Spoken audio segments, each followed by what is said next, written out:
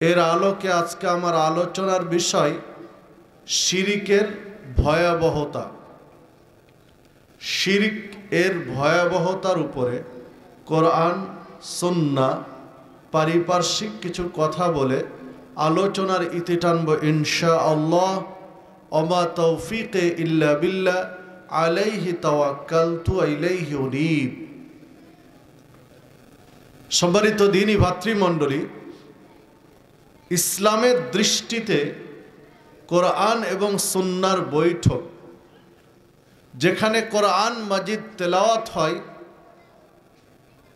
হাদিস পেশ করা হয়, কোরআন এবং সুন্নাহর দার্স হয়, এই বৈঠকে শেষ পর্যন্ত থাকলে বোঝা যায় আল্লাহ রাসূল সাল্লাল্লাহু আলাইহি ওয়াসাল্লাম বলেছেন, ওয়ানাদা মুনাদিম মিনাস সামা, আসমান থেকে আহ্বান আসে, আল্লাহর পক্ষ থেকে ডাক আসে, কুমু মাগফুরান লাকুম, এবার তোমরা উঠো, দাঁড়াও, কেননা তোমাদের পাপ ক্ষমা হয়ে গেছে।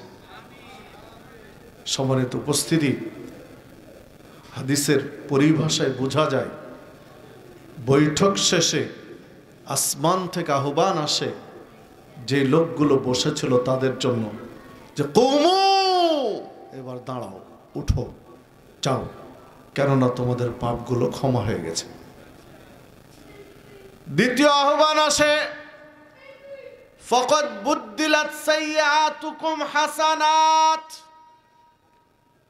যত পাপ ছিল পাপগুলো আল্লাহ নেকিতে পরিণত করে দিয়েছেন, নেকি দ্বারা বদল করে দিয়েছেন, এবার উঠো, যাও। তাবারানী মুজামুল আওসাতের মধ্যে হাদিসটি বর্ণিত হয়েছে, গ্রহণীয় সনদে। বোঝা যায় কোরআন এবং সহিহ সুন্নাহর আলোকে যে আলোচনা পর্যালোচনা হয়, এই বৈঠকে শেষ পর্যন্ত থাকলে আল্লাহ রাব্বুল আলামিন পাপগুলো ক্ষমা করে দেন, পাপগুলো নেকি দিয়ে বদল করে দেন। আল্লাহ রাব্বুল আলামিনের কাছে প্রার্থনা জানাই, আল্লাহ, আমরা যারা আজকে রয়েছি, আল্লাহ তুমি আমাদের পাপগুলো ক্ষমা করে দিও, আমাদের পাপগুলো নেকি দিয়ে বদল করে দিও, আমিন, আল্লাহুম্মা আমিন। সম্মানিত উপস্থিতি, শেষ পর্যন্ত থাকবো তো ইনশাআল্লাহ, যদিও একটু শীত পড়ছে, থাকবো তো ইনশাআল্লাহ। সম্মানিত উপস্থিতি, আল্লাহ রাব্বুল আলামিনের সৃষ্টি জগতের মধ্যে সর্বোৎকৃষ্ট সৃষ্টি কে? সৃষ্টির মধ্যে সর্বোৎকৃষ্ট সৃষ্টি মানুষ। পৃথিবীতে যত সৃষ্টি আছে তন্মধ্যে সবচেয়ে মর্যাদাবান সৃষ্টি মানুষ। সব মানুষ ঢালাও ভাবে সবাই কি সৃষ্টির শ্রেষ্ঠ? জি, ঢালাও ভাবে সকল মানুষকে সৃষ্টির শ্রেষ্ঠ বলার সুযোগ নেই। কোরআন এবং সুন্নাহর আলোকে স্পষ্ট বোঝা যায় এই পৃথিবীতে মানুষ সৃষ্টির শ্রেষ্ঠ জীব, আবার মানুষ সৃষ্টির নিকৃষ্ট জীব। মানুষই শ্রেষ্ঠ, মানুষই নিকৃষ্ট। আল্লাহ রাব্বুল আলামিন সূরা বাইনাত 6 নম্বর আয়াতে বলেছেন, ইন্নাল্লাযীনা কাফারু মিন আহলিল কিতাব ওয়াল মুশরিকিন, নিশ্চয় যারা কুফরি করে, শিরিক করে, আহলে কিতাব যারা কাফের, যারা মুশরিক, ফি নারে জাহান্নামা খালিদিনা ফিহা, আল্লাহ রাব্বুল আলামিন তাদেরকে জাহান্নামে দিবেন, যেখানে তারা স্থায়ীভাবে থাকবে।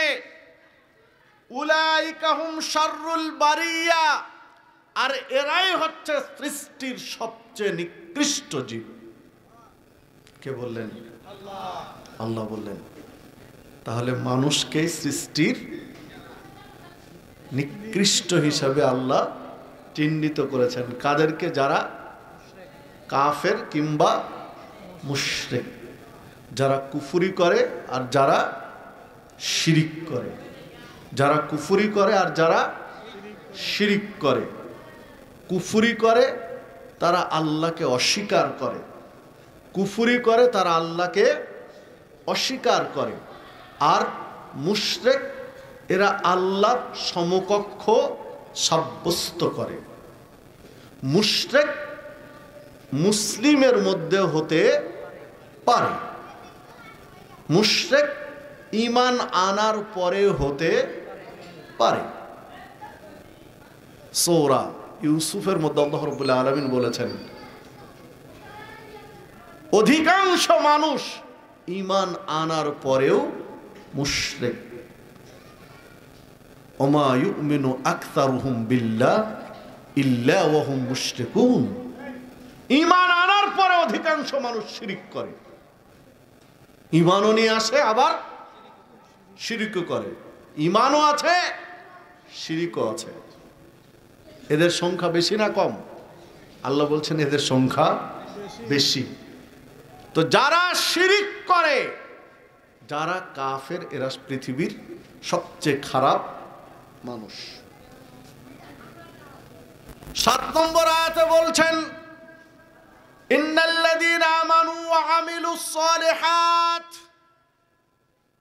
নিশ্চয় যারা ঈমান আনে, আমলে সালেহ করে, ঈমানদার, সৎ আমলকারী, উলাইকা হুম খায়রুল বারিয়া, এরাই হচ্ছে সৃষ্টির শ্রেষ্ঠ জীব, সৃষ্টির সেরা।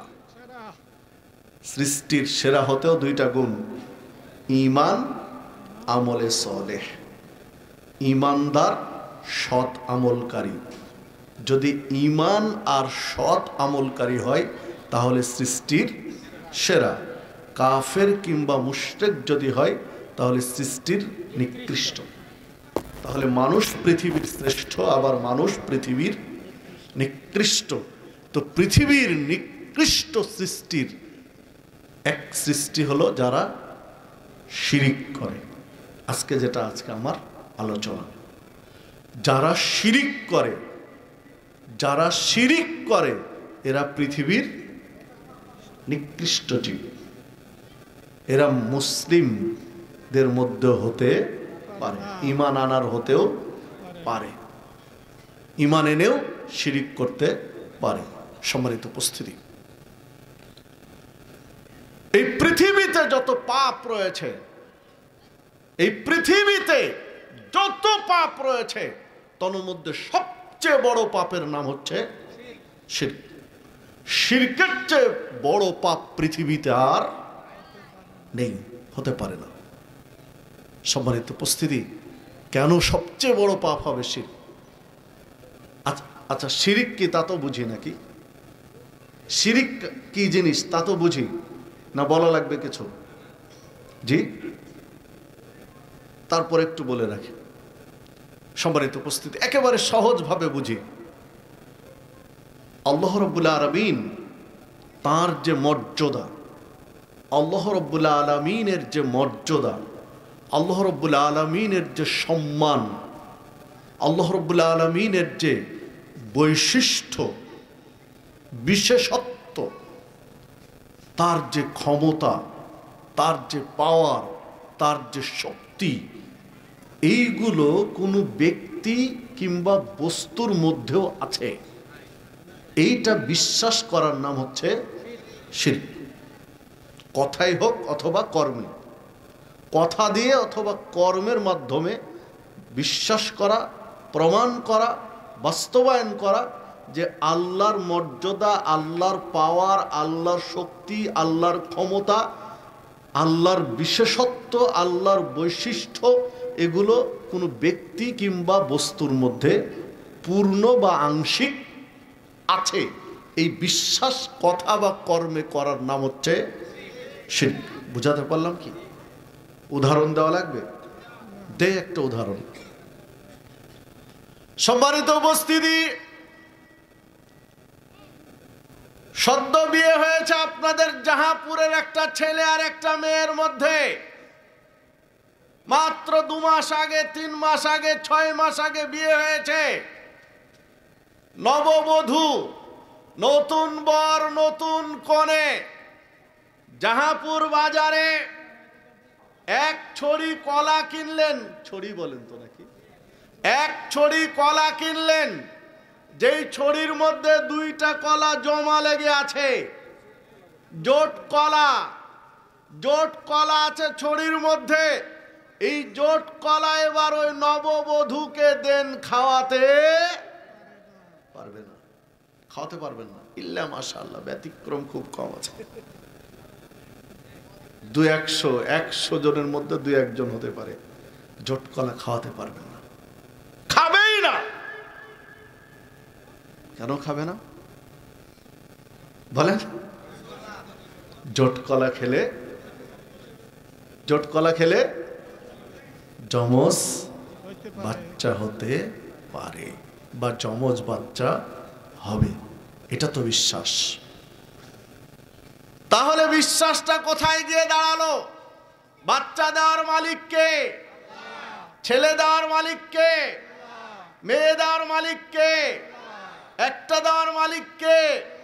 2টা দেওয়ার মালিক কে? 3টা দেওয়ার মালিক কে? না দেওয়ার মালিক কে? কাকে ছেলে দিবেন, কাকে মেয়ে দিবেন, কাকে একটা দিবেন, কাকে একাধিক দিবেন, কাকে যমজ দিবেন, কাকে যমজ ছেলে দিবেন, কাকে যমজ মেয়ে দিবেন, কাকে একটা ছেলে একটা মেয়ে একসাথে দিবেন, একচ্ছত্র মালিক কারো কোনো ক্ষমতা নেই। কিন্তু আপনার আমার আকীদা কোন জায়গায় গিয়ে দাঁড়িয়েছে জানেন? সন্তান দেওয়ার মালিক আল্লাহ, সন্তান দেওয়ার মালিক আল্লাহ, না দেওয়ার মালিক আল্লাহ, একটা দেওয়ার মালিক আল্লাহ, 2টা দেওয়ার মালিক কলা। এই আকীদা হয়ে আছে না? না হলে কেন যমজ কলা, জোট কলা কেন খাচ্ছে না? সম্মানিত উপস্থিতি, সম্মানিত উপস্থিতি, একেবারে কমন সেন্স, একবারে সাধারণ বিষয়। যদি জোট কলা খেয়ে যমজ সন্তান হতো, তাহলে জোট কলা এরকম মুদির দোকানে রাস্তার পাশে কিনে পেতেন? ওটা থাকতো MBBS ডাক্তারের চেম্বারে, রাস্তাঘাটে পড়ে থাকতো। এটা রাস্তার পাশে আপনি 3 টাকা দিয়ে জোট কলা কিনে পেতেন? অসম্ভব। বছরের পর বছর ধরে বাচ্চা হয় না। বাচ্চা না হওয়ার যে কি কষ্ট আপনি বুঝতে পারবেন না। কত ভাইকে কাঁদতে দেখেছি চোখের সামনে। 10 বছর, 12 বছর, 15 বছর বিয়ের বয়স হয়ে গেছে, 20 বছর বিয়ের বয়স হয়ে গেছে, অথচ কোনো বাচ্চা কাচ্চা হচ্ছে না, কোনো সন্তান হচ্ছে না। সারা দেশে চিকিৎসা নিয়েছে, ইন্ডিয়ায় চিকিৎসা নিয়েছে, কোনোভাবেই সন্তান হচ্ছে না। এর কাছে যাচ্ছে, ওর কাছে যাচ্ছে। যদি জোট কলা খেয়ে 2টা বাচ্চা হতো, তাহলে সিরিয়াল ধরে শুধু সকালে একবার জোট কলা, বিকেলে একবার জোট কলা, পারলে দুপুরে আরেকবার জোট কলা, একেবারে কলার কাঁদি কিনে রাখতো, জোট কলা দিয়ে খেত। যে 20 বছর হয়নি তো কি হয়েছে, একসাথে যমজ হবে, পুষিয়ে যাবে। যে না, কলার কোনো ক্ষমতা নেই। কোন ব্যক্তি 100 ভাগের মধ্যে 1 ভাগ যদি মনে করে, 100 ভাগের মধ্যে 1 ভাগ যদি মনে করে জোট কলা খেলে হতেও পারে 2টা সন্তান, তাহলে শিরক হবে। 99 ভাগ বিশ্বাস করে জোট কলায় কোনো ক্ষমতা নেই। 100 ভাগের 99 ভাগ বিশ্বাস করে জোট কলায় কোনো ক্ষমতা নেই, কিন্তু 1 ভাগ বিশ্বাস করে যে হতেও পারে, তাহলে শিরক হবে। বুঝাতে পারলাম কি? কারণ সন্তান দেওয়ার ক্ষমতা, সন্তান দেওয়ার পাওয়ারটা কার? আল্লাহর। এটা দিয়েছি কার ভিতরে? কলা একটা বস্তুর ভিতরে দিয়েছি। এই বিশ্বাসটার নাম হলো শিরক। বুঝাতে পারলাম কি শিরক কি জিনিস? বুঝাতে পারলাম? সম্মানিত উপস্থিতি, পৃথিবীতে যত পাপ রয়েছে তন্মধ্যে সর্বাপেক্ষা বড় পাপের নাম শিরিক। ওয়াইদ ক্বালা লুকমান লিইবনিহি ওয়া হুয়া ইয়াঈদুহু ইয়া বুনাইয়া লা তুশরিক বিল্লাহ ইন্নাশ শিরকা লাযুলমুন আযীম। লুকমান আলাইহিস সালাম তার সন্তানকে উপদেশ দিতে গিয়ে বলেছিলেন, ইয়া বুনাইয়া, হে কলিজার টুকরো, নয়নের পুত্তলি, আদরের সন্তান, লা তুশরিক বিল্লাহ, আল্লাহর সাথে শরীক করবে না, আল্লাহর সমকক্ষ সাব্যস্ত করবে না। ইন্না শিরকা লাযুলমুন আযীম, কেননা শিরিক সবচেয়ে বড় জুলুম, সবচেয়ে বড় পাপ। সূরা লোকমানের 13 নম্বর আয়াতটি। সম্মানিত উপস্থিতি, তাহলে বোঝা গেল সবচেয়ে বড় পাপের নাম হচ্ছে কি?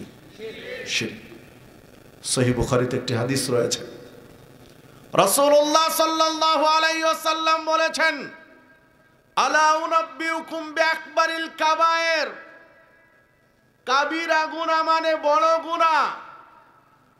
আকবারুল কাবায়ের, কাবিরার মধ্যে সবচেয়ে বড় কাবিরা কোনটা, এটা কি বলে দেব না তোমাদেরকে? আল্লাহ রাসূল সাল্লাল্লাহু আলাইহি ওয়াসাল্লাম সাহাবীদেরকে বলছেন, কাবিরার মধ্যে সবচেয়ে বড় কাবিরা, বড়র মধ্যে সবচেয়ে বড় কোনটা গুনাহ, তা কি বলে দেব না? সাহাবীরা বললেন, বলুন। আল্লাহ রাসূল সাল্লাল্লাহু আলাইহি ওয়াসাল্লাম বললেন, আল ইশরাকু বিল্লাহ, সবচেয়ে বড় কাবিরা হচ্ছে, বড়র মধ্যে সবচেয়ে বড় গুনাহ হচ্ছে আল্লাহর শরীক সাব্যস্ত করা, আল্লাহর সাথে শিরিক করা সবচেয়ে বড় কাবিরা গুনাহ। সম্মানিত উপস্থিতি, তাহলে কোরআন বলছে, হাদিস, দুটোরই পরিভাষা হলো পৃথিবীতে সবচেয়ে বড় পাপের নাম হচ্ছে কি? শিরক। তাহলে যারা শিরিক করে তারা পৃথিবীর সবচেয়ে বড় পাপ করে। শিরিককারী পৃথিবীর সবচেয়ে বড় পাপ করে থাকে। সম্মানিত উপস্থিতি, 1 2, অন্যান্য পাপ ক্ষমা নেওয়া সহজ, অন্যান্য পাপ সহজে ক্ষমা হয়ে যায়, শিরিকের পাপ সহজে ক্ষমা। ইন্নাল্লাহা লা ইয়াগফিরু আন ইউশরাকা বিহি, আল্লাহ অন্যান্য পাপ ক্ষমা করে দেন, কিন্তু শিরিকের পাপ সহজে ক্ষমা করেন না। আন আনাস রাদিয়াল্লাহু আনহু قال قال رسول الله صلى الله عليه وسلم, আনাস রাদিয়াল্লাহু আনহু বলেন, রাসূলুল্লাহ সাল্লাল্লাহু আলাইহি ওয়াসাল্লাম বলেছেন, হাদিসে কুদসি, আল্লাহ রাব্বুল আলামিন বলেন, ইয়া ইবনে আদম ইন্নাকা লাও আতাইতানি বিকুরাবিল আরদি খাতায়া তুম্মা লাকিতানি লা তুশরিক বি শাইআন লা আতাইতুকা বিকুরাবিহা মাগফিরা।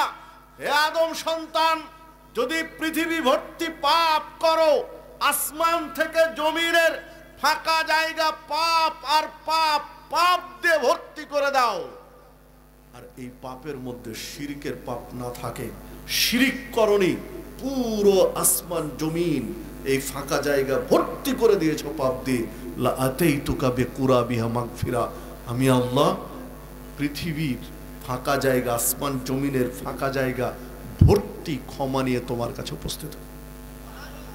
তিরমিজি 3540 নম্বর হাদিস। সম্মানিত উপস্থিতি, আসমান আর জমিনের ফাঁকা জায়গার দূরত্ব কত জানেন? 500 বছরের পথ। একটা দ্রুতগামী যানবাহনে জমিন থেকে আসমানে যেতে সময় লাগবে 500 বছর। কেউ যদি বলে, কোনো বিজ্ঞানী যদি বলে যে আমি প্রথম আসমানে গিয়েছিলাম, কোনো বিজ্ঞানী যদি বলে আমি প্রথম আসমানে গিয়েছিলাম, তাহলে শুধু জিজ্ঞাসা করবেন তোমার বয়স কত, তোমার বয়স কত। যদি বলে 50 বছর, 60 বছর, 70 বছর, 80 বছর, 90 বছর, তাহলে সহজ বাংলা যে তোমার চেয়ে বড় মিথ্যুক দুনিয়াতে আর। সম্মানিত উপস্থিতি, যদি কেউ বলে প্রথম আসমানে আমি গিয়েছিলাম, তাহলে তার বয়স অন্তত কত বছর? 550 বছর হতে হবে। কারণ মার পেট থেকে পড়েই তো আর কেউ আসমানে যেতে পারবে না। পড়াশোনা করবে, একটু বড় হতে হবে, 40-50 বছর তো বয়স হওয়া লাগবে। তাহলে 40-50 বছর এদিকে আর 500 বছর, তাহলে 550 বছর। প্রায় 550 বছর বয়স যদি হওয়ার পরে কেউ বলে যে আমি আসমানে গিয়েছিলাম, তাহলে বিশ্বাস করা যেতে পারে। তখন একটা পর্যায়ে আসবে বিশ্বাস অবিশ্বাসের বিষয়। আর 500 বছর বয়স হয়নি, 500 বছরের নিচে কেউ আছে, আরো যদি বলে যে আমি আসমানে গিয়েছিলাম, তো ডাহা মিথ্যা কথা বলছে। সম্মানিত উপস্থিতি, দুনিয়া থেকে প্রথম আসমানের দূরত্ব 500 বছরের রাস্তা। এই 500 বছরের রাস্তা পাপ দিয়ে ভরে দিয়েছেন, কিন্তু শিরক করেননি। আল্লাহ রাব্বুল আলামিন পুরো পাপ ক্ষমা করে দিবেন, ক্ষমা নিয়ে উপস্থিত হবেন। শুধু শিরক বাদ দেন, শুধু শিরক ছেড়ে দেন। সম্মানিত উপস্থিতি, সহিহ মুসলিমের মধ্যে একটি হাদিস রয়েছে, 538 নম্বর হাদিস। রাসূলুল্লাহ সাল্লাল্লাহু আলাইহি ওয়াসাল্লাম বলছেন, প্রত্যেক নবী রাসূলের একটা কবুলযোগ্য দোয়া রয়েছে। প্রত্যেক নবী রাসূলকে এই সুযোগটুকু দেওয়া হয়েছিল কবুলযোগ্য দোয়া, যে প্রার্থনা করলে আল্লাহ কবুল করবেন। প্রত্যেক নবী রাসূলকে দিয়েছেন, প্রত্যেক নবী রাসূলকে সুযোগটা দিয়েছিলেন কবুলযোগ্য দোয়ার, যেটা দোয়া করলে কবুল হবেই। কিন্তু প্রত্যেক নবী রাসূল তাদের এই প্রার্থনা করার ক্ষেত্রে একটু তড়িঘড়ি করেছেন, দ্রুত এই দোয়াটা প্রার্থনাটা করেছেন আর পেয়ে গেছেন। কিন্তু আমার আমার পালা যখন আসলো, আমাকে এই সুযোগটা দেওয়া হলো, তখন আমি এই দোয়াটা করিনি, আমি হাতে রেখে দিয়েছি। আল্লাহ রাসূল সাল্লাল্লাহু আলাইহি ওয়াসাল্লাম বলছেন, আমি যখন এই সুযোগটা পেলাম যে নিশ্চিত কবুল হবে একটা প্রার্থনা, এই সুযোগটা আমাকে দেওয়া হলো, আমি এই প্রার্থনা করিনি, আমি হাতে রেখে দিয়েছি। আমি বিচারের মাঠে আমার যে উম্মত শিরক না করে মারা গেছে, আমি তার জন্য আল্লাহর কাছে জান্নাতের সুপারিশ করব, আল্লাহ কবুল করবেন। হাদিস সহিহ মুসলিমের। এই হাদিস নিশ্চিত করে, স্পষ্ট বোঝা যায় যে কোনো মুসলিম উম্মতে মুহাম্মাদি যদি শিরক না করে মারা যায়, তাহলে নিশ্চিত জান্নাতে যাবে। আল্লাহ রাসূল সাল্লাল্লাহু আলাইহি ওয়াসাল্লাম তার জন্য সুপারিশ করবেন, যেটা হাতে রেখে দিয়েছেন, এবং জান্নাতে যাবে। ভাই, এই দোয়াটা পেতে হলে শর্ত একটাই। আল্লাহ রাসূল সাল্লাল্লাহু আলাইহি ওয়াসাল্লামের এই দোয়াটা পেতে হলে শর্ত একটাই। কি শর্ত বলেন তো? শিরক করা যাবে না। 538 নম্বর হাদিস, সহিহ মুসলিম। সম্মানিত উপস্থিতি, দেখুন, শিরক না করে মারা যান, ইনশাআল্লাহ জান্নাত। রাসূলুল্লাহ সাল্লাল্লাহু আলাইহি ওয়াসাল্লাম বলেছেন, জাবের রাদিয়াল্লাহু আনহু হাদিস বর্ণনা করেছেন, মান মাতা লা ইউশরিক বিল্লাহি শাইআন দাখালাল জান্নাহ। কোন মুসলিম যদি শিরক না করে মারা যায়, জান্নাতে প্রবেশ করবে। ওমান মাতা ইউশরিক বিল্লাহি শাইআন দাখালান নার। শিরক করে যদি কেউ মারা যায়, তাহলে জাহান্নামে প্রবেশ করবে। সহিহ বুখারীর 1238 নম্বর হাদিস এটি। সম্মানিত উপস্থিতি, দেখুন, শিরক না করে মারা গেছেন, ইনশাআল্লাহ জান্নাতে যাবেন। শিরক করে মারা গেছেন, জান্নাত টিকবে না। কোথায়? জাহান্নাম। আপনি আর কি পাপ করেছেন ওটা পরের বিষয়। সহজ নীতিমালা বলে দিলেন, শিরক না করে মারা গেছে জান্নাতে যাবে, শিরক করে মারা গেছে জাহান্নামে যাবে। আপনি আর কি পাপ করেছেন এটা ধর্তব্য নয়। ধর্তব্য নয় বলতে ওই পাপের হিসাব পরে। এতে বোঝা যায় অন্য যত পাপ আছে, কোনো পাপ আপনাকে জান্নাত ঠেকাতে পারবে না। ওই পাপের কিছু শাস্তি হবে, পাপ পরিমাণ কিছু শাস্তি হবে, তারপরে জান্নাতে যাবে। সহিহ মুসলিমের মধ্যে একটি হাদিস পাওয়া যাবে, মুসনাদ আহমদের মধ্যে হাদিসটি রয়েছে। 22,222 নম্বর হাদিস, রাসূলুল্লাহ সাল্লাল্লাহু আলাইহি ওয়াসাল্লাম বলছেন, বিচারের মাঠে বিচার হয়ে গেছে, বিচার শেষ। জান্নাতীদেরকে জান্নাতে, জাহান্নামীদেরকে জাহান্নামে দেওয়া হয়েছে। বিচার শেষে আল্লাহ রাব্বুল আলামিন ফেরেশতাদেরকে বলবেন, আখরিজু মিনান নার, ওদেরকে জাহান্নাম থেকে বের করো। মান ক্বালা লা ইলাহা ইল্লাল্লাহ, যে ব্যক্তি অন্তর থেকে লা ইলাহা ইল্লাল্লাহ বলেছে, মৃত্যুর সময় যাররা পরিমাণ ঈমান হলেও টিকে ছিল, শিরিক করেনি, শিরিক না করে মরেছে, যাররা পরিমাণ হলেও ঈমান যার মধ্যে ছিল, অন্তর থেকে লা ইলাহা ইল্লাল্লাহ বলেছে, ওদেরকে জাহান্নাম থেকে বের করে জান্নাতে দাও। সম্মানিত উপস্থিতি, এই হাদিসে বোঝা যায় যে অন্য পাপ করেছে, ওই পাপ পরিমাণ কি করতে হচ্ছে? জাহান্নামে পড়তে হচ্ছে। পিছনে কথা বলছে কারা, একটু দেখে কথা বললে একটু দূরে গিয়ে বলুন, কারণ বাইরের আওয়াজ কানে আসলে আলোচনায় বিঘ্ন ঘটে। যে কথা বলছিলাম, এ হাদিসে বোঝা যায় একটা লোক চুরি করেছে কিন্তু শিরিক করেনি, একটা লোক ডাকাতি করেছে শিরিক করেনি, একটা লোক কাউকে গালি দিয়েছে শিরিক করেনি, বা আর কোনো কাবিরা গুনাহ আছে, একটা লোক জেনা করেছে শিরিক করেনি, আর কোনো পাপ করেছে শিরিক করেনি। লোকটা প্রথমত জাহান্নামে যাবে।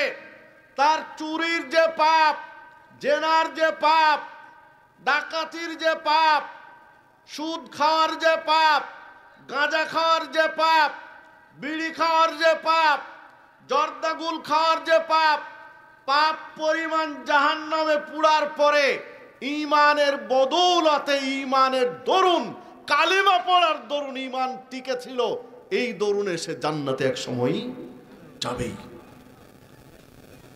সম্মানিত উপস্থিতি, কিন্তু যদি শিরিক থেকে যায়, শিরকের পাপ যদি থেকে যায়, তাহলে জান্নাত আর হবে না, টিকবে না জান্নাত।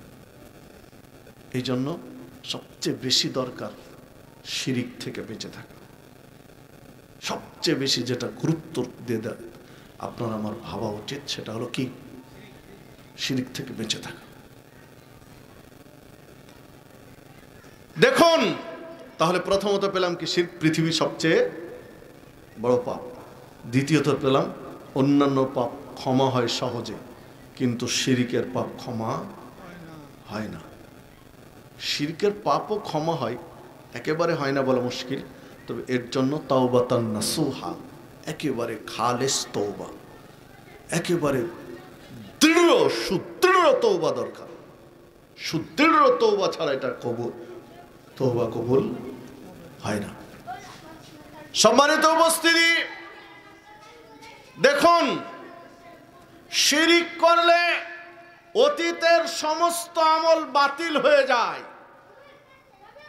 যা আমল করেছি সব আমল বরবাদ হয়ে যায়। কি করলে? শিরিক করলে।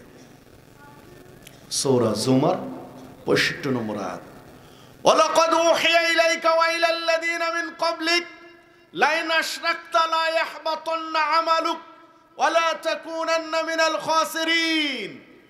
আল্লাহ রাব্বুল আলামিন নবী মুহাম্মদ সাল্লাল্লাহু আলাইহি ওয়াসাল্লামকে বললেন, হে নবী, আপনার কাছে যে ওহী পাঠানো হয়েছে, একই ওহী পাঠানো হয়েছিল অতীতের নবী এবং রাসূলদের কাছে।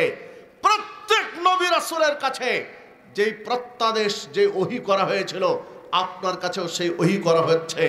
লাইন আশরাকতা, মুহাম্মদ সাল্লাল্লাহু আলাইহি ওয়াসাল্লাম, আপনিও যদি শিরিক করেন, লা ইয়াহবাতান্না আমালুক, আপনার সমস্ত আমল বাতিল হয়ে যাবে, বরবাদ হয়ে যাবে। ওয়ালা তাকুনান্না মিনাল খাসিরিন, তখন আপনি বিচারের মাঠে ক্ষতিগ্রস্ত তথা জাহান্নামীদের অন্তর্ভুক্ত হবেন। সূরা জুমার 65 নম্বর আয়াত।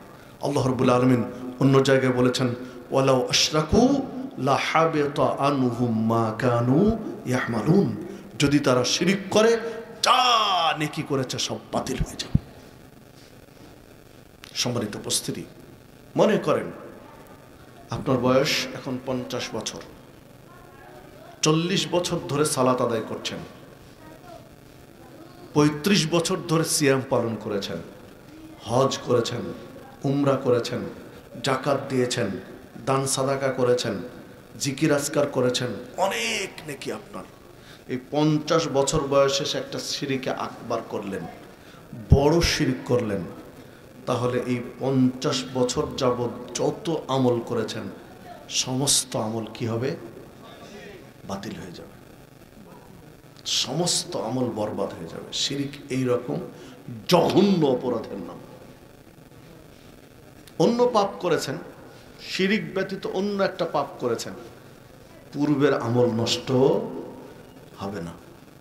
অন্য পাপ করেছেন কিন্তু পূর্বের আমল বাতিল হবে না।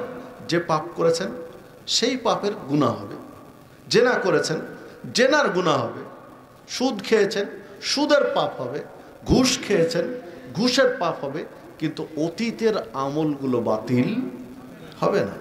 কিন্তু শিরিক এমন জঘন্য অপরাধ যে শিরিক করলে অতীতের সমস্ত আমল বাতিল হয়ে যায়, নষ্ট হয়ে যায়। বিধায় শিরিক করা যাবে না। হজ করে আসলেন, আল হজ্জুল মাবরুর লাইসা লাহু জাযা ইল্লাল জান্নাহ। কারো যদি হজ কবুল হয়ে যায় তাহলে ওর আমল নামায় কোনো নেকি লেখা হয় না, সরাসরি জান্নাত লেখা হয়। একটা নেকির কাজ করলে তো নেকি লেখা হয়। সালাত পড়েছেন এত নেকি, জাকাত দিয়েছেন এত নেকি, দান সাদাকা করেছেন এত নেকি, মানুষকে ভালো কাজের পরামর্শ দিয়েছেন এত নেকি, কোরআন হাদিসের দার্স দিয়েছেন এত নেকি। মানে প্রত্যেকটা আমলের জন্য একটা নেকি লেখা হয়। কিন্তু হজ করেছেন আর কবুল হয়ে গেছে, তখন আর নেকি লেখা হয় না, লেখা হয় কি? জান্নাত। যোগ বিয়োগ পরে ডাইরেক্ট জান্নাত লেখা হয়। সম্মানিত উপস্থিতি, হজ করেছেন, হজ করে এসে বা বাড়িতে ঢোকার আগে একটা শিরিক করলেন, তাহলে সব শেষ, বাতিল। শিরিক এইরকম জঘন্য পাপের নাম। সম্মানিত উপস্থিতি, শিরিক করলে জান্নাত হারাম হয়, জাহান্নাম আবশ্যিক হয়। শিরিক করলে জান্নাত ওর জন্য হারাম হয়ে যায় আর জাহান্নাম অবধারিত হয়ে যায়। সূরা মায়েদা 72 নম্বর আয়াত। আল্লাহ রাব্বুল আলামিন বলেছেন, ইন্নাহু মান ইউশরিক বিল্লাহ ফাকাদ হারামাল্লাহু আলাইহিল জান্নাহ। কোন ব্যক্তি যদি শিরিক করে তাহলে তার জন্য জান্নাত হারাম হয়ে যায়। যে ব্যক্তি শিরিক করে তার জন্য জান্নাত হারাম হয়ে যায়। ওয়ামাওয়াহু, এবং জাহান্নাম অবধারিত হয়ে যায়। ওয়ামালিদ যালিমিনা মিন আনসার, এই জালেমের জন্য কোনো সাহায্যকারী নেই। বিচারের মাঠে কেউ সুপারিশ করবে না, কেউ তাকে সাহায্য করবে না, কারণ তার জন্য জান্নাত হারাম, জাহান্নাম আবশ্যক। সূরা মায়েদা 72 নম্বর আয়াত। বলেন, যদি শিরিক কেমন পাপ, আল্লাহ বলেননি যে তাকে জান্নাতে দিব না। অনেক পাপ আছে আল্লাহ বলেছেন ও জান্নাতে যাবে না। যেমন মুদমেনো খমরিন লা ইয়াদখুলুল জান্নাহ মুদমেনো খমরিন। ইবনে মাজার 3375 নম্বর হাদিস। যে ব্যক্তি নিয়মিত নেশা জাতীয় দ্রব্য খায়, পান করে, তাকে আল্লাহ জান্নাতে প্রবেশ করতে দিবেন না। এই যে একটা বাচনভঙ্গি যে জান্নাতে প্রবেশ করতে দিবেন না, এই পাপ করেছে, ও জান্নাতে যাবে না। লা ইয়াদখুলুল জান্নাহ, ও জান্নাতে যাবে না। আর শিরিকের ক্ষেত্রে বললেন জান্নাত হারাম, জান্নাতে দিব না। লা ইয়াদখুলুল জান্নাহ, জান্নাতে প্রবেশ করবে না, জান্নাতে প্রবেশ করতে পারবে না, এরকম নয়। বললেন জান্নাত হারাম। ইন্নাহু মান ইউশরিক বিল্লাহ ফাকাদ হাররামাল্লাহু আলাইহিল জান্নাহ, নিশ্চয় যে আল্লাহর সাথে শরীক করবে তার জন্য জান্নাত হারাম, হারাম করে দিয়েছেন জান্নাত। মানে শিরিককারী যে জাহান্নামে যাবে ও একেবারে স্থায়ীভাবে জাহান্নামে, স্থায়ীভাবে জাহান্নামে থাকবে, জাহান্নাম থেকে বের হওয়ার তার কোনো সুযোগ নেই। বলেন শিরিক করা যাবে? শিরিকের ভয়াবহতা দেখেন।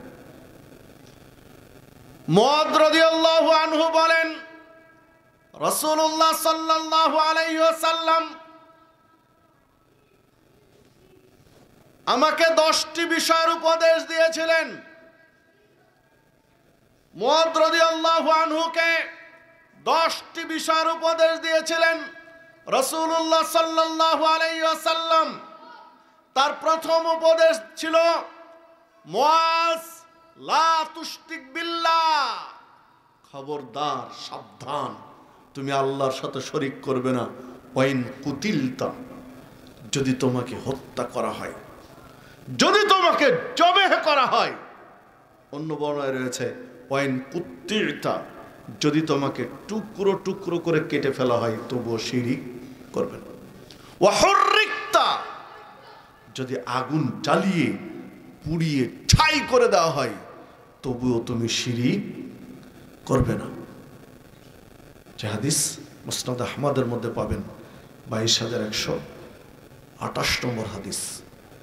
চিন্তা করতে পারেন, যদি হত্যার হুমকি কেন, শিরিক না করলে হত্যা করা হবে, হুমকি কেন?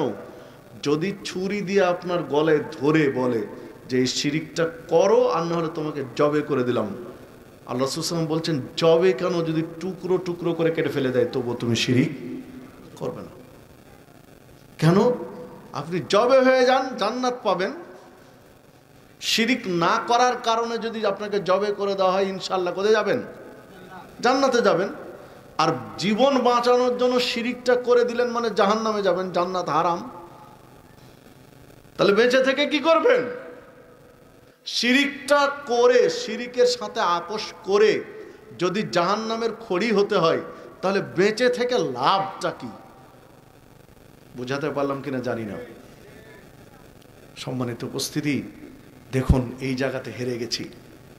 কেউ রাজনীতির দোহাই দিয়ে, কেউ সামাজিকতার দোহাই দিয়ে, কেউ চাকরি টিকানোর দোহাই দিয়ে, নানান দোহাই দিয়ে মানুষ এখন শিরিক করে, নানান কারণে শিরিক করে। মুসলিম শিরিক করে, 3 টাকা বেতনের চাকরি পায়, বেতন টিকাতে গিয়ে শিরিকের সাথে আপোষ করছে। ভাই কি করবেন এগুলো করে? চাকরি কেন, যদি না খেয়ে ধুকে ধুকে মরে যেতে হয় তবুও শিরিক করা যাবে না। শিরিক হলো এইরকম অপরাধ, ধুকে ধুকে যদি মরে যায় না খেয়ে তবুও শিরিকের সাথে আপোষ করা যাবে না। ক্ষেত্র বিশেষ, শুকুরের গোস্ত হালাল না হারাম? হারাম। ক্ষেত্র বিশেষ শুকুরের গোস্ত খাওয়া যেতে পারে। এমন এরিয়াতে আছেন, এমন এলাকায় আছেন, এমন অঞ্চলে আছেন যে শুকুরের গোস্ত ছাড়া বিকল্প কোনো খাবার নেই, কোনো খাবার নেই। আপনার জীবন বাঁচাতে হলে একটাই খাবার, সেটা হলো শুকুরের গোস্ত। তাহলে গায়রা বাগিন ওয়ালা আদিন, মানে ওটার উপরে ঝোঁক না রেখে, কোনো আগ্রহ না রেখে, যতটুকু না খেলে নয়, তৃপ্তি সহকারে খাবে এটা নয়, যতটুকু খেলে কেবল জীবন বাঁচানো সম্ভব স্রেফ ততটুকু খাওয়া, তখন তার জন্য জায়েজ। এমন অঞ্চলে আছে যে শুকুরের গোস্ত ছাড়া বিকল্প কোনো খাবার নেই, কোনো খাবার নেই। এখন জীবন বাঁচানোর জন্য যতটুকু খাওয়ার দরকার সে ততটুকু খাবে, ওই মুহূর্তে ওই সময়ের জন্য, তার জন্য সেটা জায়েজ। কিন্তু শিরিক এইরকম অপরাধ যে শিরিকটা করলেই বেঁচে যাবে, না করলেই তার মৃত্যু নিশ্চিত। এই অবস্থাতেও যদি হয় তবুও ফাঁসির কাস্টে ঝুলছে, ফাঁসির কাস্টে গলায় দড়ি পড়ানো আছে, এখন শুধু সুইচটা দিবে ফাঁসি কার্যকর হবে। এই অবস্থায় বলছে তুমি শিরিক করো, শিরিকটা করলে তোমার ফাঁসি মওকুফ। কি করবে তখন? করা যাবে না। এর নাম, এটা হলো এই রকম অপরাধ, মরে যাবে। 100 বার যদি ফাঁসি দেওয়া হয়, 1000 বার ফাঁসির কাছে ঝোলেন, তবুও শিরিক করা যাবে না। শিরিক এইরকম অপরাধ। সাহাবীদেরকে ওইভাবে গড়ে তুলেছিলেন। পৃথিবীর কোন নবী বা রাসূল শিরিকের সাথে আপোষ করেনি, কেউ করেনি, শিরকের সাথে আপোষ করেনি। যদিও বা আমরা এখন শিরকের সাথে আপোষ করে চলছি। শিরক কেমন ভয়াবহ বুঝতে পেরেছেন তো নাকি? বোঝা গেছে কিছুটা? সমাজের 2-4টা শিরিক কি বলা দরকার? বলবো? এবার তো কষ্ট পাবেন। শিরকের ভয়াবহতা বলেছি, কষ্ট এত লাগেনি, কারণ এগুলো প্লেন কথা, সবাই বুঝি। কিন্তু কি কি শিরিক সমাজে চলে এটা বলতে গেলে তো প্যাঁচ লাগা শুরু হবে। কারণ যদি আমাদের মধ্যে সমস্যা থাকে, তখন এবার গা জ্বালা শুরু হয়ে যাবে। হবে নাকি? দরকার। সমাজে যে শিরিকগুলো চলমান আছে, তার মধ্যে একটা হলো কবর কেন্দ্রিক শিরিক। কবর কেন্দ্রিক শিরিক, কবর কেন্দ্রিক শিরিক। কবর উঁচু করা, কবর পাকা করা, কবর বাধাই করা, কবরে গম্বুজ তৈরি করা, কবরে স্মৃতিসৌধ নির্মাণ করা, কি এগুলো? শিরক। আপনি যতই যুক্তি খাড়া করেন না কেন, আপনি যার কবর পাকা করেছেন, সে যত বড়ই ওলিয়া উলিয়া হোক না কেন, আওলাদের রাসূল হোক আর চাই হোক না কেন, কবর পাকা করা যাবে না। নাহা রাসূলুল্লাহ সাল্লাল্লাহু আলাইহি ওয়াসাল্লাম আন ইউজাসসাসাল কবর ওয়া ইউবনা আলাইহি ওয়া ইউকআদ আলাইহি। রাসূলুল্লাহ সাল্লাল্লাহু আলাইহি ওয়াসাল্লাম কবর পাকা করতে, কবরের উপরে কোনো বেনা তৈরি করতে, ঘর, স্মৃতিসৌধ বা কিছু নির্মাণ করতে এবং কবরের উপরে বসতে নিষেধ করেছেন। সহিহ মুসলিমের 2289 নম্বর হাদিস এটি। তাহলে কবর পাকা করা, কোনো স্মৃতিসৌধ নির্মাণ করা, গম্বুজ তৈরি করা, এগুলো কি শিরক? বাংলাদেশে ওলিয়া উলিয়া মানে তার কবর মাজার না বানালে হবে না। ওলিয়া উলিয়া মানে মাজার বানাতে হবে। কোথায় পেয়েছেন যে ওলিয়া উলিয়ার মাজার বানাতে হবে? আবু বকর সিদ্দিক রাদিয়াল্লাহু আনহুর কবরে কত বড় গম্বুজ বানানো আছে। ওমর ফারুক রাদিয়াল্লাহু আনহুর কবরে কত বড় গম্বুজ বানানো আছে। বদরের, উহুদের প্রান্তরে যারা হজ উমরা করেছেন, উহুদের প্রান্তরে, উহুদের মাঠে ঘিরার ভিতরে 70 জন সাহাবীর কবর আছে। কয়জন? 70 জন সাহাবীর কবর আছে। যারা হজ উমরা করতে গেছেন তারা দেখে এসেছেন ঘিরার মধ্যে। সেখানে নবী মুহাম্মদ সাল্লাল্লাহু আলাইহি ওয়াসাল্লামের আপন চাচার কবর আছে। কই ওগুলো গম্বুজ বানানো আছে? আপনার সারা বাংলাদেশের সিলেটকে বলা হয় 360 আউলিয়ার পুণ্যভূমি। 360 আউলিয়া শুধু সিলেটেই আছে। চট্টগ্রামে বিশাল বিশাল আউলিয়া আছে। সারা বাংলাদেশের সমস্ত আউলিয়াকে, সারা বাংলাদেশের সমস্ত পীর সাহেবকে এক পাল্লায় তুলে দিয়ে উহুদের যুদ্ধের শহীদ রাসূলের চাচাকে যদি এক পাল্লায় তোলা হয়, সারা বাংলাদেশের সমস্ত পীর সাহেবদের পাল্লা হালকা হবে না ভারী হবে? হালকা হবে। তো যার সারা বাংলাদেশের সমস্ত ওলিয়া আউলিয়া পীর ফকিরের চেয়ে যার পাল্লা ভারী হবে, তার কবরে কিছু করা নেই। আপনি কোথায় পেয়েছেন এগুলো? এই মাজার ব্যবসা বন্ধ করতে হবে। ওলিয়া আউলিয়া থাকতে পারে, অস্বাভাবিক নয়। আলেম ওলামা নবীদের ওয়ারিস থাকতে পারে, এর অর্থ এটা নয় যে তাকে আল্লাহর আসনে বসিয়ে দিবেন। রাসূলুল্লাহ সাল্লাল্লাহু আলাইহি সাল্লাম বলছেন যে সাবধান, তোমরা আমার কবরকে মসজিদে পরিণত করো না, যেমন ভাবে অতীতের কোন কোন উম্মাহ তাদের নবীদের কবরকে মসজিদে পরিণত করেছিল। যে হাদিস সহিহ মুসলিমের মধ্যে বর্ণিত হয়েছে, রাসূল নিষেধ করেছেন। আল্লাহ রাসূল সাল্লাল্লাহু আলাইহি ওয়াসাল্লাম বলছেন, আমার কবরকে মসজিদে পরিণত করো না। মসজিদ বানানো যাবে না। মসজিদে যেভাবে সিজদা দেওয়া হয়, কবরে সেভাবে সিজদা দেওয়া যাবে না। এটা শিরকে আকবার। মানুষ হিসাবে আপনার এই উন্নত ললাটটা, উন্নত মস্তকটা, কপালটা, আপনার এই নাকটা মাটিতে ঠেকিয়ে সম্মান জানাবেন। এই সম্মানটুকু পাওয়ার একমাত্র হকদার আর কেউ না। 1 সেকেন্ডের জন্য যদি আপনার কপালটা মাটিতে ঠেকিয়ে সম্মান জানাতে হয়, ওই 1 সেকেন্ড সম্মান পাওয়ার অধিকার আল্লাহ, আর কেউ নয়। আপনি কেন কোনো মাজারে গিয়ে, খানকায় গিয়ে আপনার এই কপাল মাটিতে ঠেকালেন? কেন? জবাব দিতে পারবেন। সবচেয়ে বড় সেবা। আপনি 1000 বার কেন? আপনার বয়স যদি 50 বছর হয়, 15 বছর বয়স থেকে আপনি হজ করা শুরু করেছেন, 35 বার হজ করেছেন, হজ 35তম হজ করে এসে কবরে গিয়ে শুধু একটা সিজদা দিয়েছেন, আপনার 35 বার হজের এক নেকিও অবশিষ্ট নেই, সব বাতিল হয়ে যাবে। কারণ শিরিক এই মানের পাপ, এই মানের অপরাধ। কারণ এটা সরাসরি আল্লাহর সাথে সম্পৃক্ত। যে সিজদাটা পাওয়ার হকদার আল্লাহ, এটা কেন বান্দার মধ্যে দিয়ে দিলেন? এটা তো বান্দার নয়। এই সম্মানটুকু আল্লাহ পাবেন, অন্য কেউ নয়। আপনি কেন দিলেন এটা অন্য কাউকে? সম্মানিত উপস্থিতি, দেখুন রাসূলুল্লাহ সাল্লাল্লাহু আলাইহি ওয়াসাল্লাম মৃত্যুর মাত্র 3-4 দিন আগে যুবক সাহাবী আলী রাদিয়াল্লাহু আনহুকে ডেকে নিলেন, তরবারি তার হাতে তুলে দিয়ে বললেন, ইয়া আলী লা তুদা তিমসালান ইল্লা তামাসতাহু ওয়ালা কবরান মুশতাফান ইল্লা সাওয়াইতাহু।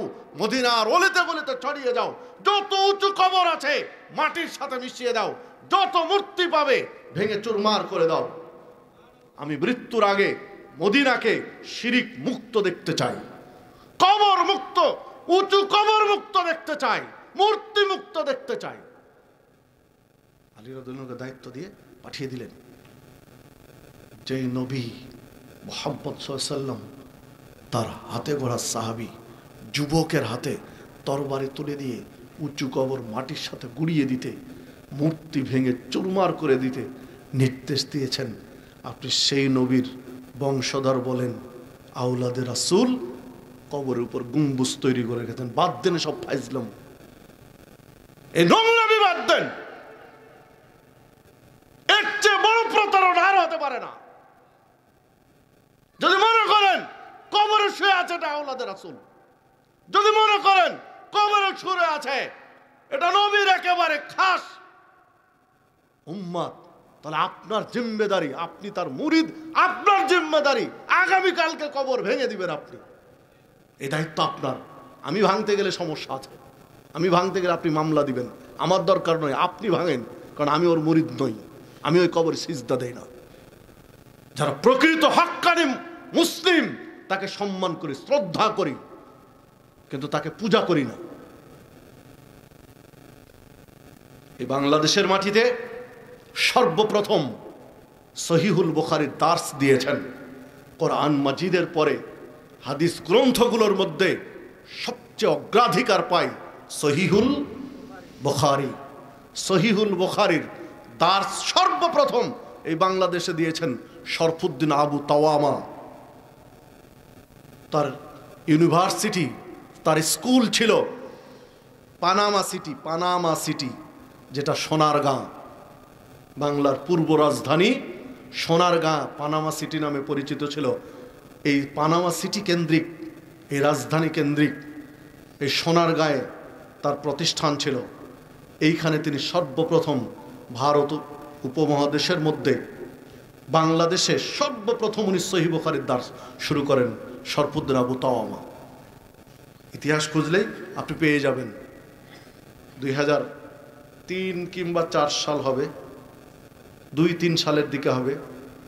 তখন ছাত্র জীবন, পড়াশোনা করতাম। ইতিহাস পড়ে যখন জানলাম যে উনি সর্বপ্রথম সহিহ বুখারীর দার্স বাংলাদেশে শুরু করেছিলেন। সোনারগাঁয়ে আসলে তার কবরটা খুঁজে বের করার চেষ্টা করেছিলাম। খোঁজ নিয়ে গোরস্থান পর্যন্ত গেলাম, তার কবর পর্যন্ত গেলাম, ইন্ডিকেট করা আছে শরফুদ্দিন আবু তাওয়ামা, দেখে গেলাম, জিয়ারত করে গেলাম। কারণ একজন বিদগ্ধ পণ্ডিত যিনি হাদিসের দার্স, সহিহুল বুখারীর দার্স বাংলাদেশে প্রথম শুরু করেছিলেন, তার ৮-১০ বছর পরে আবার ওই এলাকাতে এসেছিলাম, ওই কবরে গেলাম, দেখলাম এবার সুন্দর করে পাকা করা আছে। আপনি কি দোষ দিবেন ওই লোকটার? আলেমের দোষ দিবেন? এই ভক্তগুলো তাকে পচালো, ডুবালো। কারণ আমি নিজে বলছি যে আমি নিজে দেখেছি তার কবর পাকা করা ছিল না। আপনি এখন দেখতে যান, পাকা করা আছে। কে আপনাকে সাহস দিল? যদি ভক্তরা ডুবিয়ে থাকে তাদের উচিত সেটা ভেঙে দেওয়া। উঁচু কবর ভেঙে দেওয়া নবীর সুন্নাহ, সাহাবীদেরকে ভেঙে দিয়েছেন, ঠিক না? কবর আপনি পাকা করতে পারবেন না। কথা আসে, তাহলে নবী মুহাম্মদ সাল্লাল্লাহু আলাইহি ওয়াসাল্লামের কবরের উপরে গম্বুজ কেন, সবুজ গম্বুজ কেন? এটা তুর্কিদের কাজ।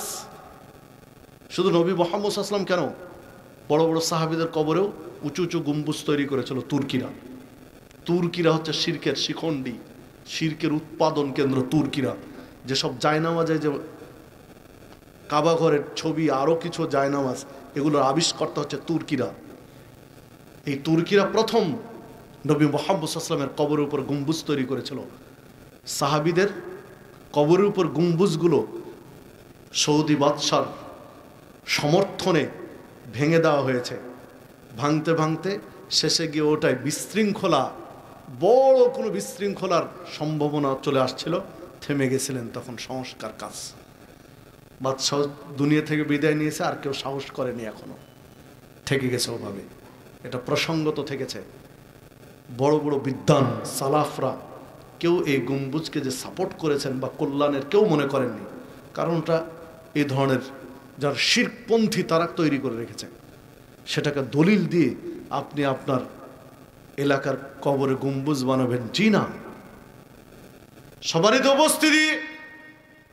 যে কথা বলছিলাম, বাংলাদেশের মাটিতে যত কবরের উপরে মাজার আছে, গম্বুজ তৈরি করা আছে, বেনা তৈরি করা আছে, সম্মান দিচ্ছে মানুষ, নজর নিয়াজ মানছে, আশা আকাঙ্ক্ষা প্রকাশ করছে, সন্তান চাচ্ছে, ব্যবসা বাণিজ্যের উন্নতি চাচ্ছে, ছেলে মেয়ের পড়াশোনার ভালো মন্দ চাচ্ছে, রোগ হয়েছে চিকিৎসার চাচ্ছে, যত মানুষ চাচ্ছে সবাই শিরিক করছে। কারণ আশা আকাঙ্ক্ষা পূরণ করার মালিক কোন পীরের 1% ক্ষমতা নেই, কোন পীরের নেই। আল্লাহ রাসূল সাল্লাল্লাহু আলাইহি ওয়াসাল্লাম যখন পৃথিবী থেকে বিদায় নিলেন, তাকে কবরস্থ করা হলো। সাহাবীরা বিপদে পড়লে আল্লাহর কাছে চাইতেন, কোনোদিন নবী মুহাম্মদ সাল্লাল্লাহু আলাইহি ওয়াসাল্লামের কবরে গিয়ে চাননি। জীবিত মানুষকে ওসিলা করেছেন, মৃত মানুষকে ওসিলা করেননি। ওমর ফারুক রাদিয়াল্লাহু আনহুর যুগে বৃষ্টি বন্ধ হয়ে গেল, বৃষ্টি হচ্ছে না, অনাবৃষ্টি, খরা, প্রচন্ড খরা, খাঁ করছে মরুভূমি। তখন গেলেন আল্লাহ রাসূল সাল্লাল্লাহু আলাইহি ওয়াসাল্লামের চাচা আব্বাস রাদিয়াল্লাহু আনহুর কাছে, যে একটু দোয়া করেন আমাদের জন্য, যেন আল্লাহ বৃষ্টি দেন। ওমর রাদিয়াল্লাহু আনহু প্রার্থনা করছেন যে আল্লাহ, তোমার নবী যখন আমাদের কাছে ছিলেন, তাকে ওসিলা করে আমরা প্রার্থনা করতাম, তিনি আমাদের মাঝে আর নেই, তার চাচা আছেন, তার চাচাকে ওসিলা করে আমরা বৃষ্টি প্রার্থনা করছি, আল্লাহ তুমি আমাদেরকে বৃষ্টি দাও। তার চাচাকে দিয়ে চাচ্ছিলেন, রাসূল সাল্লাল্লাহু আলাইহি ওয়াসাল্লামের কবরে গিয়ে বৃষ্টি চাইনি। সহিহ বুখারীর হাদিস। কি বুঝলেন তাহলে? আপনার আশা আকাঙ্ক্ষা প্রয়োজন, জি না, কবরে নয়, চাইতে হবে আল্লাহ। হ্যাঁ, হক্কানি কোনো আলেম, প্রকৃত কোনো আলেম যদি থাকে, বয়োজ্যেষ্ঠ মুরব্বী আলেম, তাকে বলতে পারেন যে আমার ছেলেটা বিপদে আছে, একটু আল্লাহর কাছে দোয়া করেন তো, যেন আল্লাহ ক্ষমা করেন, এইটা চাইতে পারেন। কিন্তু যে মানুষটি মারা গেছে, তার কবরে গিয়ে বলতে পারেন না যে বাবা বা উমুক তুমুক, আমার এই বিপদ চলছে, একটু প্রার্থনা করেন আল্লাহর কাছে, ওসিলা করছি তোমাকে যে একটু বিপদ, জি না, এটা বলতে পারেন না। কারণ এগুলো শিরক। তাবিজ ব্যবহার করা শিরক। মান আল্লাকা তামিমাতান ফাকাদ আশরাকা, যে ব্যক্তি তাবিজ ব্যবহার করলো ওই ব্যক্তি শিরিক করলো। তাবিজ ব্যবহার করলো মানে শিরিক করলো। যে হাদিস পাবেন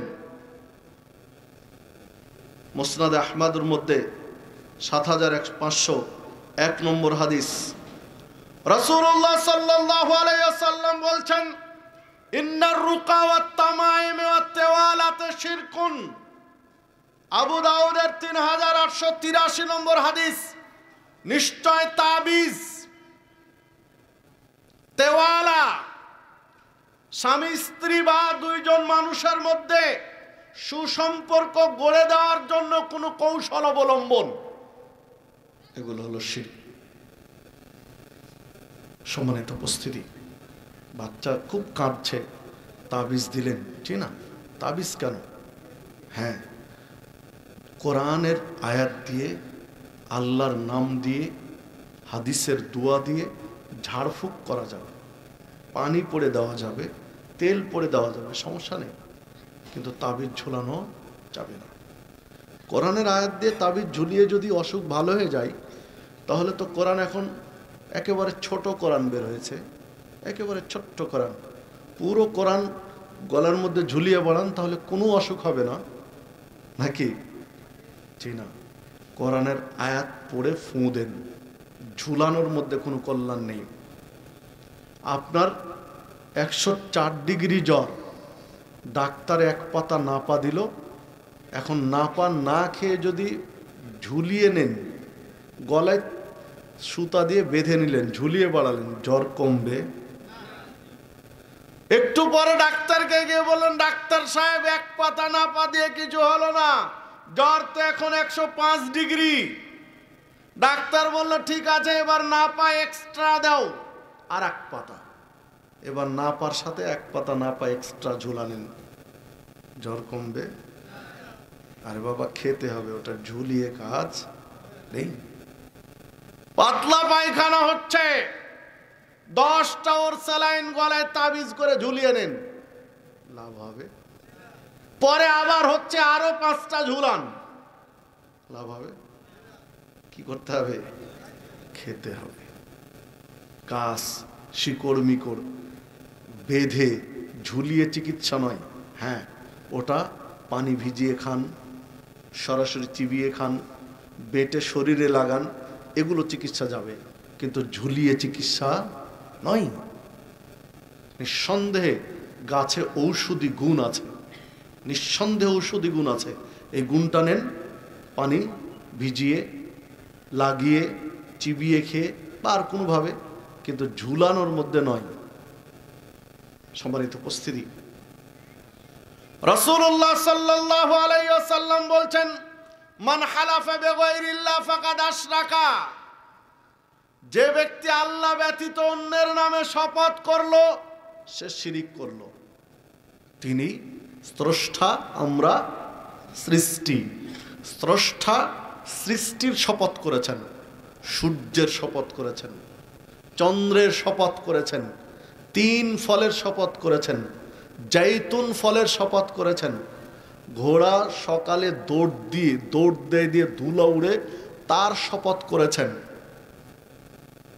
বিভিন্ন সময় বিভিন্ন সৃষ্টির শপথ আল্লাহ করেছেন, তিনি স্রষ্টা।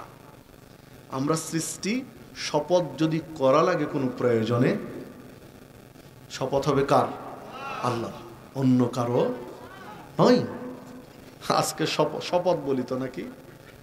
শপথ না কসম না কিরা, সবই চলে। শপথ, কসম, কিরা, মায়ের শপথ, বাপের শপথ, ছেলের মাথায় হাত দিয়ে শপথ, চোখের শপথ, চোখের কিরা, মাটির কিরা, দানা ছুঁয়ে কিরা, এগুলো সব শিরকের মধ্যে। এগুলো সব শিরকের মধ্যে, এগুলো করা যাবে না। বোঝা গেল? সম্মানিত উপস্থিতি, যদি শপথ করতে হয়, আল্লাহ শপথ করেন। আল্লাহ রাসূল সাল্লাল্লাহু আলাইহি ওয়াসাল্লাম করেছেন, সাহাবায়ে কেরাম করেছেন, আল্লাহ শপথ করেছেন। দেখুন, এগুলো থেকে আপনাকে আমাকে বেঁচে থাকতে হবে। পারবো তো ইনশাআল্লাহ? উদ্ভট কিছু চিন্তা ভাবনা মানুষের মধ্যে আছে, যেগুলো শিরকি আকীদা। কি? কেবল দোকান খুলেছি সকালবেলা, শায়দ বাকি দেওয়া যাবে না। শায়দ বাকি দিলে নাকি সারাদিন তার বাকি চলবে, বরং বাকি দিলে ব্যবসায় উন্নতি হবে, এই আলোচনা আছে হাদিসে। জি, আল্লাহ রাসূল সাল্লাল্লাহু আলাইহি ওয়াসাল্লাম বলছেন, কেউ যদি কাউকে ঋণ দেয়, ধার দেয়, ধার দিয়ে কথার কথা 1 সপ্তাহের জন্য ধার দিয়েছে, 500 টাকা 100 টাকা ধার দিয়েছে 1 সপ্তাহের জন্য, তো 1 সপ্তাহের জন্য ধার দিয়েছে, এই 1 সপ্তাহ পর্যন্ত প্রত্যেক দিন ওই টাকা দান করলে যে নেকি হয় তার আমল নামে ওটা লেখা হবে। মানে 100 টাকা করে প্রতিদিন দান করলে যে নেকি হবে, ওই ধার দেওয়ার কারণে ওর আমল নামে লেখা হবে নেকি। 7 দিন পরে টাকা দিতে পারলো না, কোনো কারণে ফেল মারলো ডেট, তখন লোকটা তাকে ছাড় দিল, সুযোগ দিল যে ঠিক আছে পরের সপ্তাহে দাও, অসুবিধা নেই, পরের সপ্তাহে দাও। এখন প্রতিদিন দ্বিগুণ, মানে 200 টাকা দান করলে জানে কি হয়, আমল নামে লেখা হবে। তাহলে ধার দিলে বরং আরো বরকত বাড়ে। কে শিখিয়েছে আপনাকে শায়দ বাকি দিলে সারাদিন বাকি চলবে? নোংরামি চিন্তা বেরিয়ে আসতে, এগুলো শিরকি আকীদা। সন্ধ্যার সময় লাস্ট কাস্টমারকে বাকি দেওয়া যাবে না, জি না, এগুলো শিরকি আকীদা। অমুক দিন তুমুক দিন বাঁশ কাটা যাবে না, সোমবার, মঙ্গলবার, বুধবার, বৃহস্পতিবার, এক এক এলাকায় এক একবার। যদি বাঁশ কাটা যাবে না এরকম নির্দিষ্ট বার হতো, সারা পৃথিবীতে একটাই হতো। আপনার এলাকায় কোন বার? শনি মঙ্গলবার, একটাই বার হতো সারা বিশ্বে, এক এক এলাকায় এক একটা বার, একটা বার হবে। এখন শনিবার বা মঙ্গলবার একটা লোক মারা গেছে, বাঁশ কাটা যাবে না, তাহলে কি করবেন? কি করবেন? লাশ পড়ে থাকবে, জি না, এরকম কোন তো চিন্তা নেই। মা বোনদের মধ্যে কত শিরক, ঘর ঝাড়ু দিয়ে রাত্রে ফেলা যাবে না। এই সোনারগাঁয়ে একটা মাহফিলে এসেছিলাম, তো দোকানদার পাশে আমার সাথে বসে আছেন, দোকানদার তার খাবার বাড়ি থেকে দোকানে পাঠিয়েছে, তো আমি বললাম আমার সাথে খাওয়া দাওয়া করেন। বলছে ভাই আমার খাবারটা নষ্ট হবে, দোকানে আছে। আমি যে আপনারটাও নিয়ে আসেন, দিয়ে একসাথে ভাগ বন্টন করে খাবো। তো এখন যে দোকানে আছে কর্মচারী বাড়ির থেকে খাবার নিয়ে আসছে, ওকে বলছে, আমার সামনেই ফোন দিয়ে বলতেছে যে আমার খাবারটা নিয়ে আসো, তো এখানে ওস্তাদির সাথে একসাথে খাবো। তো কর্মচারী বলছে যে আমি দেখলাম রান্না করা মাছ দিয়েছে, আর রাত্রেবেলা রান্না করা মাছ এক জায়গা থেকে আরেক জায়গায় নিয়ে যাওয়া হয় না, বিধায় আমি পারবো না। আনাতেই পারলো না, মালিক কর্মচারীকে আনাতে পারলো না, তার কপাল পুড়ে যাবে নাকি? আমি বললাম যে ওই বেউকুফকে বলেন যে বেউকুফ তুমি বাড়ি থেকে দোকানে নিয়ে এসেছো কেন এক জায়গা থেকে আরেক জায়গায়? রান্না করা মাছ যদি এক জায়গা থেকে আরেক জায়গায় রাত্রে বহন করা না যায়, তাহলে তুমি বাড়ির থেকে দোকানে নিয়ে এসেছো কেন? তোমার তো কপাল আগেই পুড়েছে। রান্না করা মাছ রান্নাঘর থেকে খাবার টেবিল পর্যন্ত নিয়ে গেলে তো কপাল পুড়ে যাবে। যেখানে রান্না হয়েছে চুলার উপরে খেতে হবে, চুলা থেকেও বাইরে নিয়ে যাওয়া হবে না। চুলা থেকে কত কথা, এটা চুলা থেকে যদি এই জায়গায় নিয়ে যাই তাহলে আরেক জায়গায় চলে গেল না, তাহলে ওই পাতিলে বসে থেকে এখান থেকেই খেতে হবে। খিদে বুঝাবেন? সম্মানিত উপস্থিতি, এগুলো শিরকি আকীদা সমাজে চলছে, এগুলো থেকে বেরিয়ে আসতে হবে। এই যে অষ্টধাতুর আংটি, মনে হয় দুনিয়ার সব রোগ ওটা দিয়ে ভালো হয়ে যাবে। অষ্টধাতুর আংটি বাতের ব্যথার জন্য বালা দিয়ে বসে আছে, জি না, এগুলো শিরকি আকীদা। আরো বড় শিরক হলো ব্ল্যাক ম্যাজিক, কালো জাদু। সহিহ মুসলিমের হাদিস, হাফসা রাদিয়াল্লাহু আনহা বলছেন, কেউ যদি গণক ঠাকুর জ্যোতিষীর কাছে যায় তাহলে 40 দিনের ইবাদত কবুল হবে না, সালাত কবুল হবে না। অন্য হাদিসে এসেছে, যদি তার কাছে গিয়ে তা যা বলে এটা যদি বিশ্বাস করে তাহলে ওই ব্যক্তি মুহাম্মদ সাল্লাল্লাহু আলাইহি ওয়াসাল্লাম যে কিতাব নিয়ে এসেছে কিতাবের উপরে কুফরি করলো। কনক, ঠাকুর, জ্যোতিষী, জাদুকর, এদের এগুলো আপনার বিশ্বাস করা যাবে না। জাদুর ক্রিয়া সত্য, জাদুর ক্রিয়া সত্য, তবে এর কার্যকারিতা হারাম। মানে এর উপর ঈমান আনা, এটা প্রয়োগ করা, এটা হারাম। কোন মুসলিম করতে পারবে না, কোন মুসলিম করতে পারবে না। সম্মানিত উপস্থিতি, এগুলো থেকে আপনাকে আমাকে বেরিয়ে আসতে হবে। এই যে রাশিফল, হাতের রেখা দেখে, হাতের রেখা দেখে কয়টা বিয়ে হবে, ভাগ্যের ভালো মন্দ, কয়টা বাচ্চা হবে, ধনী হবে না গরিব হবে, সব বলে দিতে পারে। কি দেখে? হাতের রেখা দেখে। এগুলো বিশ্বাস করলে ঈমান ভেঙে যাবে, এগুলো শিরক। ওই বেউকুফকে বলেন, যে জ্যোতিষী, যে গণক ঠাকুর হাতের রেখা দেখে বলছেন, ওকে বলেন যে বেটা তুমি যদি এতই পারো, তোমার হাতের রেখা দেখে তোমার ভালো ভালো দিকগুলো নিয়ে নাও, ফকিরের মতো রাস্তা রাস্তা ঘুরে বেড়াচ্ছ কেন? বছরের পর বছর ধরে তুমি রাস্তায় রাস্তায় হাতের রেখা দেখে 2 টাকা 2 টাকা করে তুলতেছো কেন? তুমি দেখো যে তোমার ভালো ভালো কোনটা কোনটা আছে, তুমি নিজেরটা দেখে ওটা বের করে নাও, দিয়ে বড় লোক হয়ে যাও। ওকে বলেন, ও নিজের কিছু করতে পারে না, আর আপনার ভাগ্যের সব বলে দিতে পারে। সম্মানিত উপস্থিতি, হ্যাঁ, ব্ল্যাক ম্যাজিক বা এই যে জ্যোতিষী গণক ঠাকুর, এরা দুষ্ট জিনকে অনেক সময় বিভিন্নভাবে তাদের কিছু আয়ত্তে নিয়ে আসে, নিয়ে এসে কিছু মানে ভিন্ন কিছু আপনাকে দেখাতে পারে। এটা অস্বাভাবিক নয়, কারণ মিনাল জিন্নাতি ওয়ান নাস, জিন শয়তান আর মানুষ শয়তান, 2 শয়তান থেকে আল্লাহ তোমার কাছে পানাহ চাচ্ছে, আশ্রয় চাচ্ছে। তাহলে মানুষের মধ্যে এই বদমাইশগুলো আছে, থাকতে পারে। সম্মানিত উপস্থিতি, আসুন আমরা শিরক থেকে বাঁচি, শিরক থেকে বাঁচি। হ্যাঁ, আল্লাহর কিছু বান্দা যারা একেবারে মুহাম্মদ সাল্লাল্লাহু আলাইহি ওয়াসাল্লামকে খুবই ভক্তি করে, হতে পারে, এর অর্থ এটা নয় যে তাকে পূজা করতে হবে, তার কাছে কিছু চাইতে হবে, জি না। আবু বকর, উমর, উসমান, আলী রাদিয়াল্লাহু আনহুম, খোলাফায়ে রাশেদা, আশারায়ে মুবাশশারা, জান্নাতের সুসংবাদ প্রাপ্ত 10 জন সাহাবী। বাংলাদেশের কোনো পীর সাহেব এর পিছনে আপনি কোনো প্রমাণ দেখাতে পারবেন যে নিশ্চিত জান্নাতি? সে যেই হোক না কেন, বাংলাদেশের কোনো খানকা মাজারে শুয়ে আছে, কোনো পীরের বিষয়ে বলতে পারবেন যে কোনো কৌল কোরআন বা সুন্নাতে কৌল দিয়ে বোঝা যায় লোকটা নিশ্চিত জান্নাতি? বলতে পারবেন? সাহাবীদের 10 জন সাহাবীর বিষয়ে স্পষ্ট আলোচনা রয়েছে, এরা নিশ্চিত জান্নাতি। দেখেন তো কোন সাহাবীরা এই 10 জনকে পীর মেনেছে? তাদের কবরে কিছু চেয়েছে, সিজদা দিয়েছে, নজর নেয়াজ করেছে, আশা আকাঙ্ক্ষা প্রকাশ করেছে? তাহলে কি কি শুরু হয়েছে এগুলো?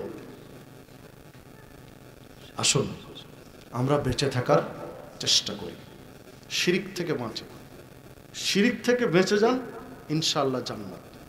অন্য পাপ করেছেন, ক্ষমা চান, আল্লাহ ক্ষমা করে দিবেন।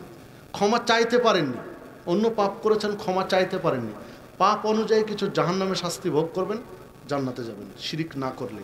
আর শিরক করেছেন, সালাত পড়েছেন, সিয়াম পালন করেছেন, হজ করেছেন, জাকাত দিয়েছেন, তাসবিহ তাহলিল জিকির আজকার সব করেছেন, শিরকও করেছেন, জান্নাত টিকবে না। ইব্রাহিম আলাইহিস সালাম বিচারের মাঠে বাবাকে পেয়ে বলেছিলেন যে আপনি তো বিশ্বাস করেননি, এখন বুঝতে পারছেন? তো ইব্রাহিম আলাইহিস সালামের বাবা আজর বলেছিল, বাবা এখন তুমি যা বলবে তাই মেনে নেব। ইব্রাহিম আলাইহিস সালাম আল্লাহকে ডাক দিয়ে বলেছিলেন যে আল্লাহ, তুমি আমাকে ওয়াদা দিয়েছো যে বিচারের মাঠে ইব্রাহিম তোমাকে অপমানিত করব না। আজকে এত মানুষের সামনে, গোটা পৃথিবীর মানুষের সামনে আমার বাবা জাহান্নামের আগুনে পুড়বে, এর চেয়ে বড় অপমান আমার কি হতে পারে? মানে আমার বাবাকে জাহান্নাম থেকে বাঁচাও। আল্লাহ রাব্বুল আলামিন বাঁচাননি, কেননা কোনো মুশরিককে আল্লাহ জান্নাতে দিবেন না, এটা আল্লাহর ওয়াদা। আল্লাহ রাব্বুল আলামিন ইব্রাহিম আলাইহিস সালাম বললেন তোমার পায়ের দিকে দেখো, মানে যেখানে বাপ ছিল, 4 হাতওয়ালা রক্তাক্ত একটা জন্তুতে পরিণত করেছেন। ফেরেশতারা 4 হাত ধরে ছুঁড়ে জাহান্নামে ফেলে দিল। এটা ছিল ইব্রাহিম আলাইহিস সালামের বাবা। সহিহ বুখারীর 3350 নম্বর হাদিস এটি। সম্মানিত উপস্থিতি, ইব্রাহিম আলাইহিস সালাম পৃথিবীর শ্রেষ্ঠ নবী রাসূলদের একজন। তিনি স্রেফ একজন মানুষের বিষয়ে কথা বলেছিলেন বিচারের মাঠে, নিজের বাবাকে বাঁচানোর জন্য, সেটাই পারেননি, আর আপনার পীর সাহেব জাহাজ ভর্তি করে পার করে দিবে? এত সহজ? আসুন আমরা শিরিক মুক্ত জীবন গড়ার চেষ্টা করি। আল্লাহ রাব্বুল আলামিন আমাদের সেই তৌফিক দান করুন। আল্লাহ রাব্বুল আলামিন আমাদেরকে সকল প্রকার শিরিক চেনার তৌফিক দান করুন, সকল প্রকার শিরিক পরিত্যাগ করার তৌফিক দান করুন। আল্লাহ এ পর্যন্ত যে শিরিকগুলো করে ফেলেছি না বুঝে, আল্লাহ এই মধ্যরাত্রিতে তোমার কাছে ক্ষমা চাচ্ছি, আল্লাহ তুমি ক্ষমা করে দাও। জীবনে কোনোদিন আর শিরিক করব না, আল্লাহ তুমি আমাদেরকে হেফাজত করো। আল্লাহ তুমি আমাদেরকে প্রকৃত ঈমানের উপরে টিকে থাকার তৌফিক দান করো, ঈমান নিয়ে মৃত্যুবরণ করার তৌফিক দান করো। আল্লাহ তুমি আমাদেরকে জাহান্নাম থেকে মুক্ত করে জান্নাতের পথিক হিসেবে কবুল করে নাও। আল্লাহ তুমি আমাদেরকে জান্নাতি মেহমানদের তালিকায় অন্তর্ভুক্ত করে নাও।